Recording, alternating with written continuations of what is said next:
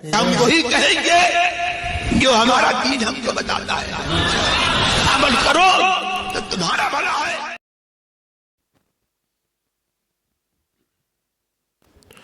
الحمد للہ رب العالمین والصلاة والسلام على سید الانبیاء والمرسلین اما بعد فاعوذ باللہ من الشیطان الرجیم بسم اللہ الرحمن الرحیم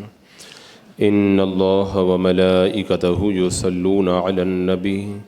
یا ایہا الذین آمنوا صلوا علیہ وسلموا تسلیما اللہم صلی علی سیدنا و شفیعنا و حبیبنا و مولانا محمد وبارک وسلم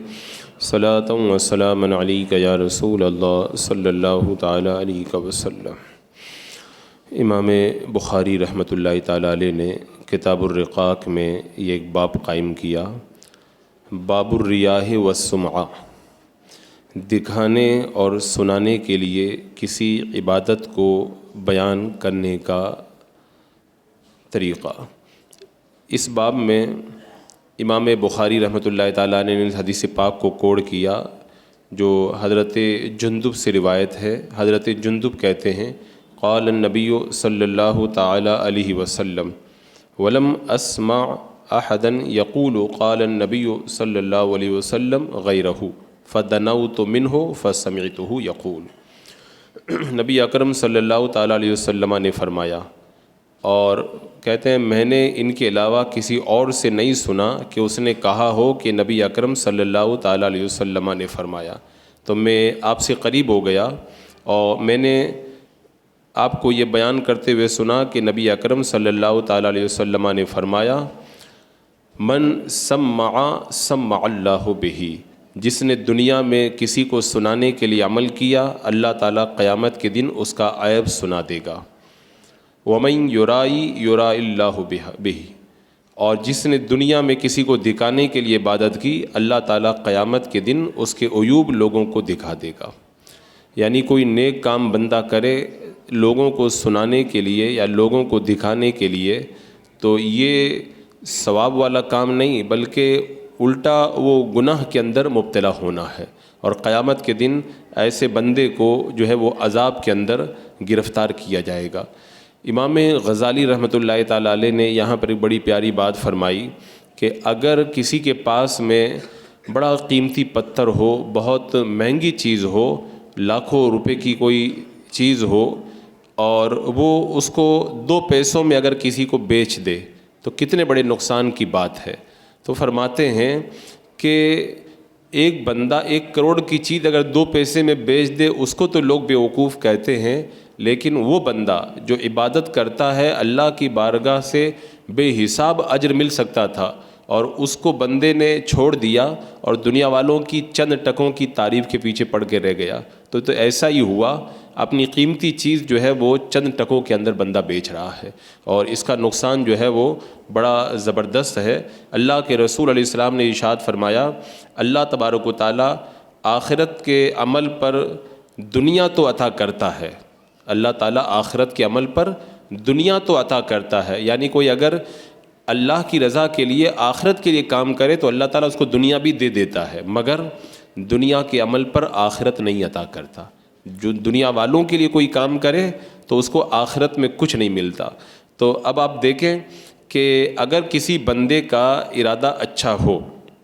صرف آخرت کا ارادہ ہو، تو آخرت تو مل گئی اور اس کے بدلے میں اللہ نے دنیا بھی عطا فرما دی، تو دونوں ہاتھ کے اندر اس کو لڈو۔ لیکن اگر کوئی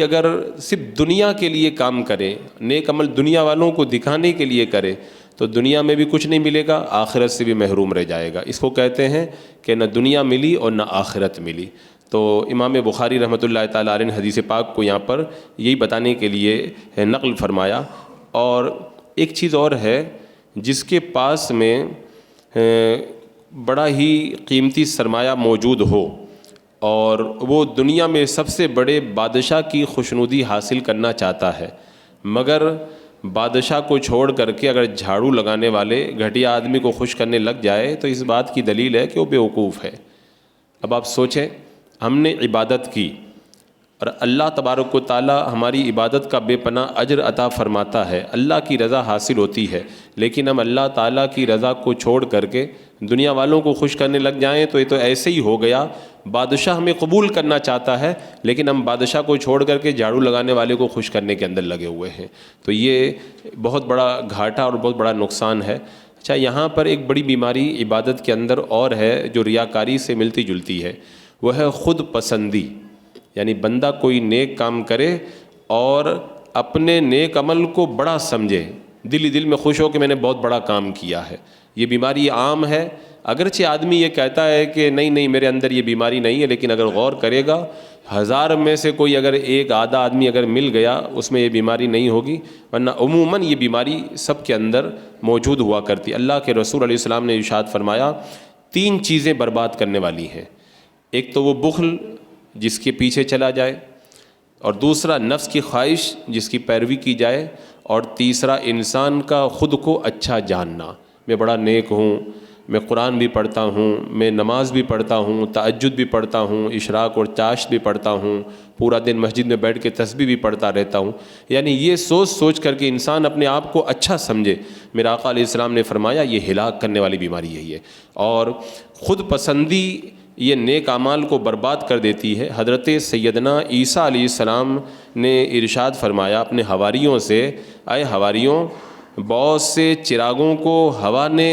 گل کر دیا اور بہت سارے عبادت گزاروں کو خود پسندی نے برباد کر دیا، یعنی جب آندھی چلتی ہے تو چراغ بجھ جاتا ہے، ایسے ہی بہت عبادت بندہ کر لے لیکن خود پسندی میں جب مبتلا ہو جائے کہ میں بڑا نیک ہوں، میں نے نیک کام کیا، تو یہ اس کی ساری عبادت کو جو ہے وہ گل کر کے رکھ دیتا ہے، اور اس کا وبال دنیا اور آخرت دونوں میں بڑا سخت ہے۔ اب آپ اگر غور کریں اس کے اوپر تو بلا شبہ بندے کا فعل تو اسی وقت معتبر ہوتا ہے جب اللہ کی رضا کے لیے کیا جائے، ورنہ اس کی مثال آپ دیکھیں، ایک مثال اس کی ہمارے علماء نے دی ہے کہ اس کی مثال اس مزدور کی سی ہے جو سارا دن کام کرتا ہے، ملتا ہے 200-400 روپیہ، چوکیدار ہے، پورا دن چوکیداری کرتا ہے، 200-400 روپیہ روزانے کی اس کو پگار ملتی ہے، اور چند ٹکوں کے لیے اس کو رات بھر جاگ کر کے چوکیداری کرنا پڑتا ہے۔ یوں ہی کاریگر ہے، پورا دن محنت کرتا ہے اور تھوڑا سا اس کو ملتا ہے۔ اب ایک طرف تو دیکھیں اتنی محنت کے باوجود 200-400 روپے مل رہے ہیں، اور اگر بندہ اللہ کی رضا کے لیے کوئی عمل کر لے تو ایک دن کا بھی بندہ اگر روزہ رکھ لے تو اللہ تعالیٰ کیا فرماتا ہے، انما یوفی الصابرون اجرہم بغیر حساب، اللہ تعالیٰ فرماتا ہے کہ صابروں ہی کو ان کا ثواب بھرپور دیا جائے گا بے حساب، یعنی ہم اگر کسی کو بے حساب دیں گے تو کتنا دے دیں گے، ہم 2-4 ہزار دے دیں گے، اور زیادہ دیں گے تو 2-4 لاکھ دے دیں گے، 2-4 کروڑ دے دیں گے، یہی بے حساب ہے۔ اور اللہ تبارک و تعالیٰ جب کسی کو بے حساب دیتا ہے تو پھر وہ ایسا ہے کہ بندے کا گمان بھی وہاں تک نہیں جاتا، اللہ تعالیٰ بھری جنت عطا فرما دیتا ہے۔ اسی لیے حدیث قدسی میں ہے، اللہ تعالیٰ ارشاد فرماتا ہے میں نے اپنے روزہ دار بندوں کے لیے ایسا اجر تیار کر رکھا ہے جسے کسی آنکھ نے نہیں دیکھا، نہ کسی کان نے سنا، نہ کسی آدمی کے دل میں اس کا کھٹکا بھی گزرا، یعنی ہم نے سوچ بھی نہیں سکتے اللہ تعالیٰ اتنا عطا فرمائے گا روزے کا اجر اگر ہم اللہ کی رضا کے لیے روزہ رکھیں۔ لیکن اگر وہی دنیا والوں کو دکھانے کے لیے اگر رکھیں تو وہی جیسے دن بھر مزدوری کرو، 200-400 روپیہ مل گیا، 2-4 تعریف کے جملے مل گئے، اس کے علاوہ کچھ نہیں۔ دنیا میں اگر کوئی بہت بڑا شان والا بادشاہ ہو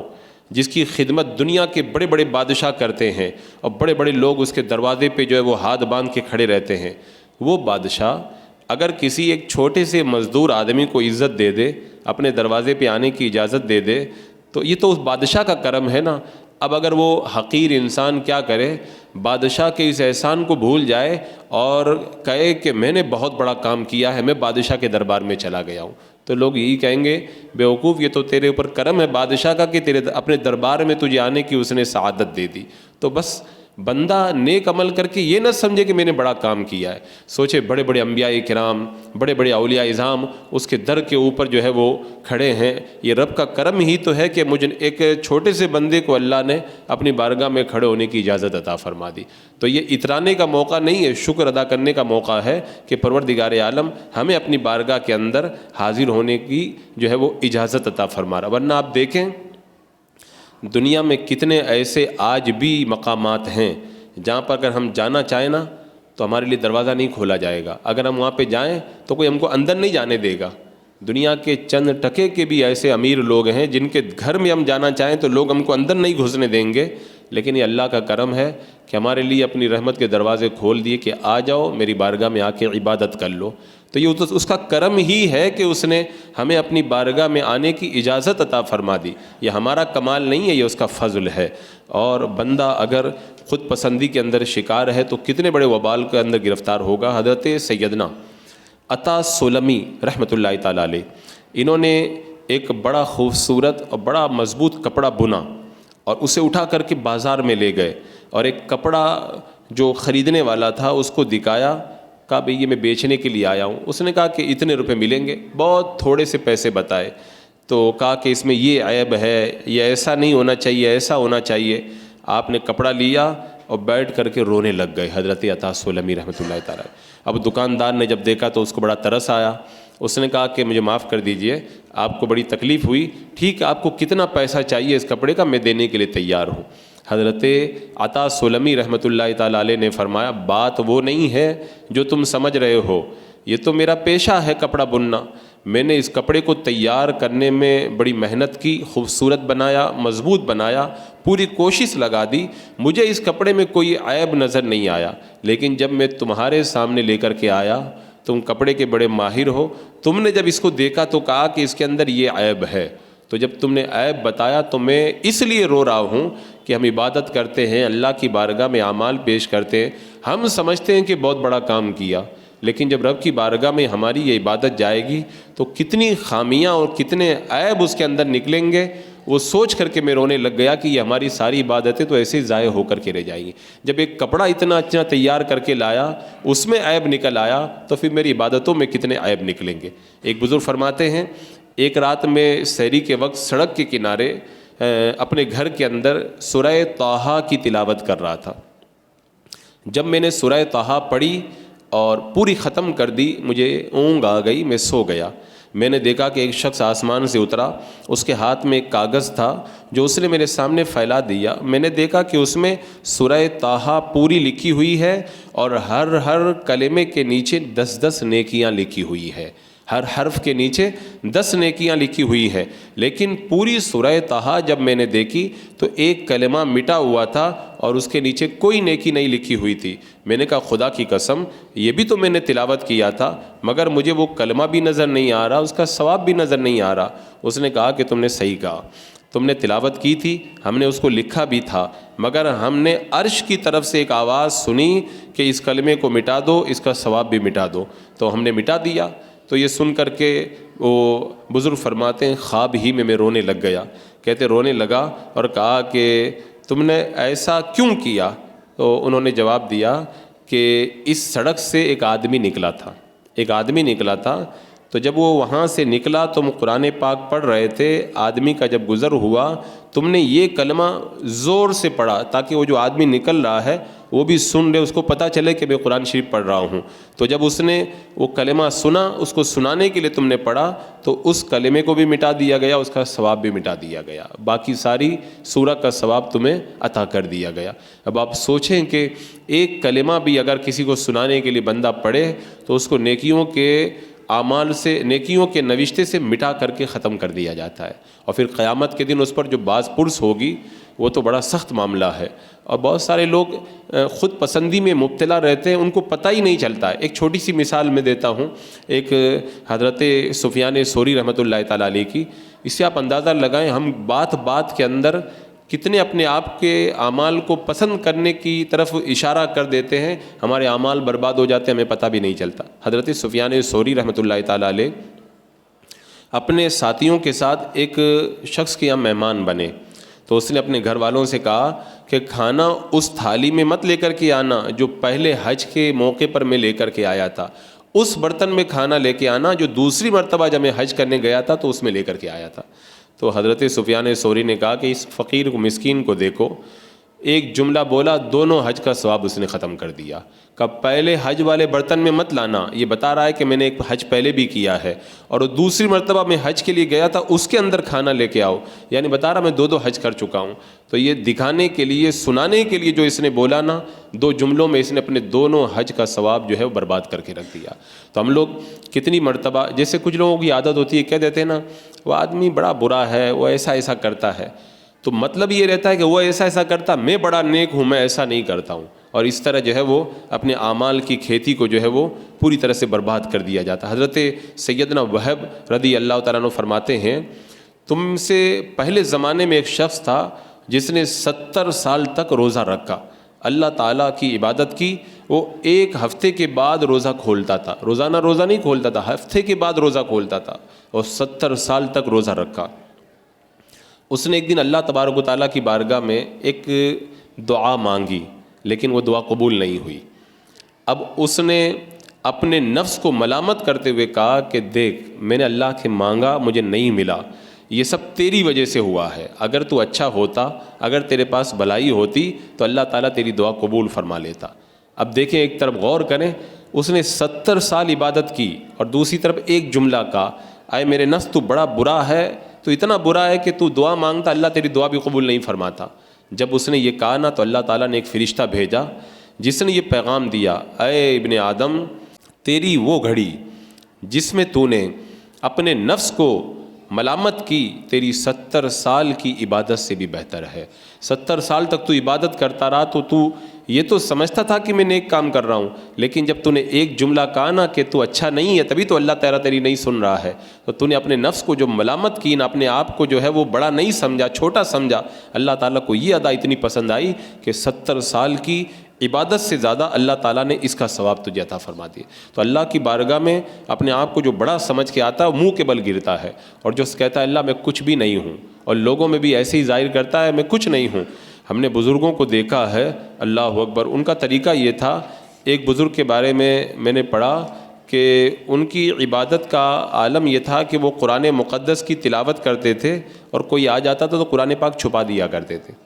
یعنی کہیں ریاکاری میرے اندر نہ پیدا ہو جائے۔ اور پھر بندہ یہ بھی تو دیکھے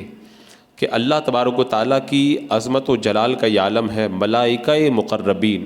سب باندھے ہوئے اس کی بارگاہ میں کھڑے ہیں، جب سے پیدا ہوئے، کوئی رکوع میں ہے، کوئی سجدے میں ہے، کوئی تسبیح کر رہا ہے، کوئی قیام کر رہا ہے، ساری زندگی ان کی عبادت میں گزر گئی، جب سے پیدا ہوئے ہیں قیامت تک عبادت کر رہے ہیں۔ لیکن عبادت کر کے کیا کہتے ہیں؟ سب کے سب یہی کہتے ہیں، سبحانکا ما عبدناک حق کا عبادت کا، اے اللہ تو پاک ہے، ہم تیری عبادت کا حق ادا نہیں کر سکے۔ جو ساری زندگی عبادت کرے وہ کہے اللہ حق نہیں ادا کر سکے، اور جو 2 رکعت پڑھنے آتا ہے تو چاروں طرف دیکھتا ہے کہ مجھے کون کون دیکھ رہا ہے، تو کتنی بڑی نادانی کی بات ہے۔ خود میرے آقا صلی اللہ تعالیٰ علیہ وسلم کو دیکھو، اللہ تعالیٰ کی بارگاہ میں میرے آقا علیہ السلام نے کیا عرض کیا، کا لا احصی ثناء علیک انت کما اثنیت علی نفسک، اے اللہ میں تیری تعریف کر ہی نہیں سکتا جیسی تو نے خود اپنی تعریف کی ہے، یعنی اللہ میں تیری کما حقہ تعریف کرنے سے قاصر ہوں، اور پھر ویسی عبادت کیسے کوئی کر سکتا ہے جو اللہ تعالیٰ کی شان کے لائق ہے۔ تو اسی لیے ایک موقع پہ اللہ کے رسول علیہ السلام نے ایک بات ارشاد فرمائی، یہ بخاری شریف کی حدیث پاک ہے۔ اللہ کے رسول علیہ السلام نے فرمایا، کوئی بھی اپنے عمل کی وجہ سے جنت میں نہیں جائے گا، کوئی بھی اپنے عمل کی وجہ سے جنت میں نہیں جائے گا۔ صحابہ کرام نے کہا یا رسول اللہ، کیا آپ بھی نہیں جائیں گے؟ تو اللہ کے رسول علیہ السلام نے فرمایا، میں بھی نہیں، مگر یہ کہ اللہ تعالیٰ مجھے اپنی رحمت سے ڈھانپ لے گا۔ یعنی جنت کی چابی رب نے آپ کو عطا فرمائی، جس کو چاہیں جنت میں داخل کر دیں، لیکن عاجزی دیکھیں، کہتے ہیں میں بھی جو جنت میں جاؤں گا نا، اپنے اعمال کی وجہ سے نہیں، اللہ کی رحمت کی وجہ سے میں جنت میں جاؤں گا۔ تو کائنات کے آقا صلی اللہ تعالیٰ علیہ وسلم بھی اتنی عاجزی اختیار کریں، اور ہم 2 رکعت پڑھ کے اور 2 روزہ رکھ کر کے ناز کریں کہ میں بڑا نیک ہوں، تو پھر یہ سمجھ لیں کہ قیامت کے دن جو بال کی کھال نکالی جائے گی نا، اس وقت پتہ چلے گا۔ حضرت حسن بصری رضی اللہ تعالیٰ عنہ کا جب وصال ہوا، کسی نے انہیں خواب میں دیکھ کر کے پوچھا کہ کیا حال ہے، تو انہوں نے کہا کہ اللہ تعالیٰ نے مجھے اپنی بارگاہ میں کھڑا کر دیا، فرمایا اے حسن، کیا تجھے یاد ہے ایک دن تو مسجد میں نماز پڑھ رہا تھا، لوگوں کی نگاہیں تیری طرف اٹھنے لگی، تو تو نے اپنی نماز کو اور اچھا کر لیا کہ لوگ دیکھ رہے ہیں۔ رب نے فرمایا اگر تیری نماز کی شروعات اخلاص کے ساتھ نہ ہوتی نا تو آج میں تجھے اپنی بارگاہ سے دھتکار دیتا اور ایک ہی بار میں تجھے اپنے قرب سے دور کر دیتا، لیکن چونکہ اچھے ارادے سے تو نے نماز شروع کی تھی اس لیے میں نے تجھے معاف کر دیا۔ حضرت حسن بصری کا جب یہ عالم تو ہم لوگ کس گنتی کے اندر؟ حضرت سیدنا رابعہ بصریہ رضی اللہ تعالیٰ عنہ فرماتی ہے میرا جو بھی عمل ظاہر ہو جائے اس عمل کو میں گنتی ہی نہیں ہوں، یعنی میرے جس نیک کام کا لوگوں کو پتہ چل جائے نا اس کو میں نہیں شمار کرتی، میں سمجھ جاتی ہوں کہ یہ بیکار ہو گیا میرا کام۔ اور حضرت سیدنا بایزید بستامی رحمۃ اللہ تعالیٰ علیہ فرماتے ہیں میں نے 30 سال تک عبادت کی تو میں نے دیکھا کہ کوئی مجھ سے کہہ رہا ہے اے بایزید اللہ تعالیٰ کے خزانے میں عبادت کی تو کمی ہی نہیں ہے، اس کے خزانے عبادت سے بھرے ہوئے ہیں، اگر تو اللہ کی بارگاہ میں جانا چاہتا ہے تو مسکینی اور انکساری اختیار کر، ایک دم چھوٹا بن کر کے آ تو اللہ تعالیٰ قبول فرمائے گا، بڑی بڑی عبادتیں لے کر کے اگر سینہ تان کے آئے گا تو پھر کوئی فائدہ نہیں ملے گا۔ اللہ کی بارگاہ میں خزانے بھرے عبادت سے، وہ تو چاہتا ہے بندہ اس کی بارگاہ میں عاجزی اختیار کرے۔ حضرت سیدنا استاد ابو الفضل فرمایا کرتے تھے کہ میں جانتا ہوں کہ میری کوئی بھی عبادت مقبول نہیں ہے، کیونکہ عبادت میں مجھ سے کوتاہی ہو جاتی ہے اور نہ عبادت کے میں پورے حق ادا کر پاتا ہوں۔ آپ سے کہا گیا کہ جب قبول نہیں ہوتی تو آپ عبادت کیوں کرتے ہیں؟ فرمایا اس امید پر کہ کسی دن اللہ تعالیٰ مجھے صحیح کر دے گا، تو پہلے سے عبادت کی جب عادت پڑی رہے گی تو مجھے عبادت کرنے کے اندر دقت نہیں ہوگی۔ کتنی باریک بات آپ نے کہی کہ عبادت تو میری اس لائق نہیں کہ قبول ہو، پھر بھی کر رہا ہوں۔ وجہ کیا بتائی؟ کہ آج میں برا ہوں، میں رب سے امید رکھتا ہوں اللہ مجھے بعد میں اچھا کر دے گا، تو جب ابھی سے عبادت کی عادت پڑی رہے گی تو جب میں اچھا ہو جاؤں گا تو پھر اللہ تعالیٰ جب مجھے توفیق دے گا تو میں عبادت خوب کروں گا، میری عادت جو ہے وہ پہلے سے پڑی ہے، اس لیے تو عادت کو باقی رکھنے کے لیے میں عبادت کر رہا ہوں۔ حضرات مکرم اس طرح کی اگر روایات کو اگر کھنگالا جائے اس کے بعد میں اپنے اعمال کا جائزہ لیا جائے تو پھر انسان کو پتہ چلتا ہے کہ میں کتنا پیچھے رہ گیا ہوں۔ اس حوالے سے ایک بات امام غزالی علیہ الرحمہ نے بیان فرمائی کہ اگر کوئی بہت بڑا بادشاہ تحفہ پیش کرنے کی اجازت دے دے، اس کی خدمت کے اندر امیر، سردار، حاکم، بڑے بڑے لوگ ہیرے قیمتی چیزیں لے کر کے آئے، تبھی ایک سبزی بیچنے والا آ کر کوئی دیہاتی انگور کا گچھا لے کر کے آئے اور لا کر کے بادشاہ کو پیش کرے، اور بادشاہ اس فقیر کے اس سبزی بیچنے والے کے تحفے کو قبول کر لے۔ اب اس کے بعد میں فقیر کیا کہے میں نے بادشاہ پر احسان کیا، میں نے تو جو ہے وہ بہت بڑا تحفہ اس کو پیش کیا، تو اس سے یہی کہا جائے گا کہ نادان بڑے بڑے تحفے لے کے لوگ کھڑے ہیں، وہ قبول نہ کرے اور تیرا تحفہ قبول کر لے تو بادشاہ کا تیرے اوپر کرم ہے۔ تو جب تم 2 رکعت رات میں پڑھتے ہو اور یہ تصور کرو کہ میں جو ہے وہ اللہ تعالیٰ کی بڑی عبادت کیا، تو اس وقت یہ سوچا کرو اسی رات میں کتنے ولی بھی اپنی جگہوں میں اللہ کی عبادت کر رہے ہوں گے، ملائکہ عبادت میں لگے ہوں گے، بڑے بڑے اللہ کے نیک بندے عبادت میں لگے ہوں گے۔ یہ اس کا کرم ہے کہ ان نیک بندوں کے ساتھ اس نے تجھ کو بھی کھڑا ہونے کی توفیق عطا فرمائی، اور رہ گیا تیری 2 رکعتیں۔ تیری 2 رکعتیں تو اس طرح ہیں کہ اگر اللہ کی بارگاہ میں اس کو پیش تو کرنا چاہے تو پیش کرنے کے لائق بھی نہیں ہوگی۔ بدن گناہوں سے آلودہ ہے، زبان جو ہے وہ گناہوں سے آلودہ ہے، اور باتیں گناہوں سے بھری ہوئی ہیں، اور پھر عبادت میں وہ اخلاص نہیں، کتنی خامیاں کوتاہیاں، لیکن اس کا کرم تو ہے کہ اس نے توفیق دی کہ تو 2 رکعت پڑھنے کے لیے کھڑا ہو جائے اور اس کی بارگاہ کے اندر 2 رکعت پڑھنے کی سعادت حاصل کرے۔ تو امام بخاری رحمۃ اللہ تعالیٰ علیہ نے جو یہ حدیث بیان کی، اس کے اندر بتایا گیا کہ جو بندہ لوگوں کو سنانے کے لیے عبادت کرے گا نا، اللہ قیامت کے دن اسے سنا دے گا، یعنی اس کے سارے عیب کھول کے سنا دے گا۔ لوگوں کو دکھانے کے لیے کرے گا، اللہ تعالیٰ قیامت کے دن اس کو دکھا دے گا، یعنی اس کی ساری برائیاں لوگوں کے سامنے اللہ تبارک و تعالیٰ ظاہر کر دے گا۔ آخر میں اس حدیث کی شرح میں ایک بات امام بخاری علیہ الرحمہ کے حوالے سے شارحین نے لکھی کہ اگر یہ پوچھا جائے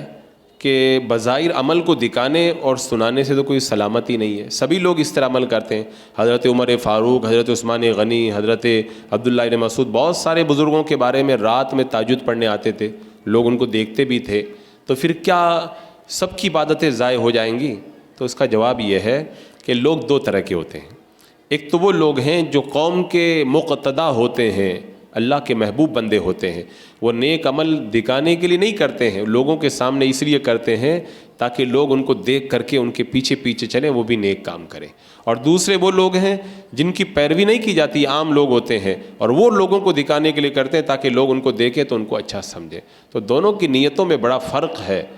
دونوں کی نیتوں میں بڑا فرق ہے. وہ اللہ والے, ان کے دل اتنے ستھرے تھے کہ لوگوں سے تعریف کی انہیں کوئی امید و توقع بھی وہ نہیں رکھتے تھے. وہ تو صرف اس لیے کبھی نیک کام سامنے کر دیتے تھے تاکہ لوگ دیکھیں تو ان کے دلوں میں بھی نیک کام کرنے کا جذبہ پیدا ہو. تو یہ بہت بڑی بیماری ہے ریاکاری, اور اسی کی بہن ہے خود پسندی, اپنے آپ کو بڑا سمجھنا. یہ دونوں بیماریاں جب تک نہیں نکل جاتی زندگی بھر بندہ سجدہ کرتا رہے بیکار ہے. تو ان دونوں بیماریوں کو ہر وقت ٹٹولنا چاہیے اور ان دونوں بیماریوں سے بچنا چاہیے تاکہ جو کبھی دو چار ٹوٹی پھوٹی ہم سے نیکیاں ہو جاتی ہیں وہ اللہ کی بارگاہ میں پیش کرنے کے لائق بن سکیں.